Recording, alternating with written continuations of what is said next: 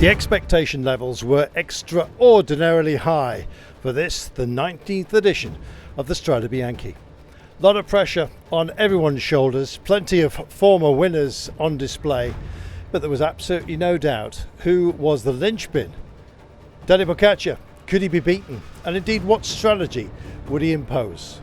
We rolled out with Polti, Visit Malta at the front of the pack, and then stalemate. Would it be in the battle of attrition that we saw in the women's race? Kind of.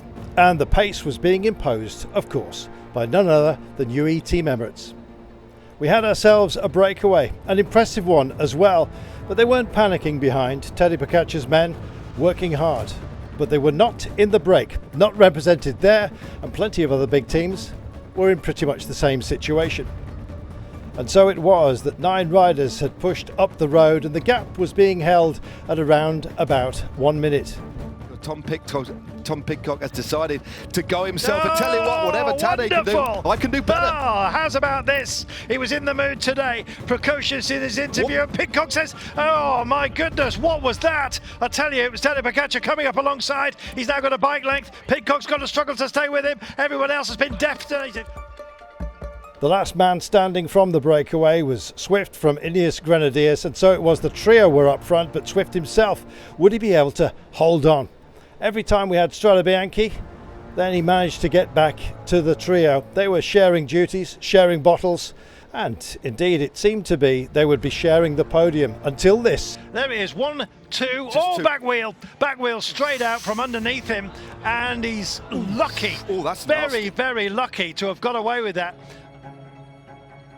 And this allowed Pidcock off the leash. Away he went, Pogačar charging into the gap. Pidcock had shaken his head, quite frankly, and decided that with still over 45 kilometres to go, the best thing was to actually wait up for the man who was chasing him.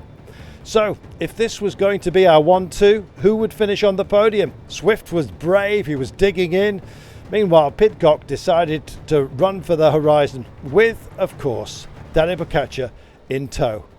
Could they possibly make it? Now, of course, out and out leaders by a minute from the chase group, which was Swift, and indeed a very select band of brothers who were trying to indeed close down Wellens, Bilbao. Healy was also in the frame, but how much strength did they have left? Stick or twist, oh my goodness, the thumb screws are twisting here and it's Tadej Pogačar who's in control. Oh, look at this, Tom Pidcock is really being stressed out right now. This is a statement about what's to come. Don't forget the Flamme Rouge as well. Tadej Pogačar was absolutely in a class of his own. Away he went and the gap to Pidcock just started to swell. And with just under 13 kilometres to go, last of the Strade Bianche sections within his mind, and indeed was dealt with absolutely beautifully, with the crowds absolutely mobbing the road, wanting to see the gladiators. The one man had put paid to absolutely everybody out there. He'd faced the monster, and indeed faced it down, along with everybody else that was involved in this race. Bloodied but unbowed, the world champion rounded the last few technical curves and brought in a famous third victory, equaling the feat of Fabian Cancellara. And so a piece of Strade Bianche history had been written, and indeed one of the famous sections would, of course, be named after him. Such was his advantage. It was a magnificent performance, especially with all the adversity that he had faced through the day.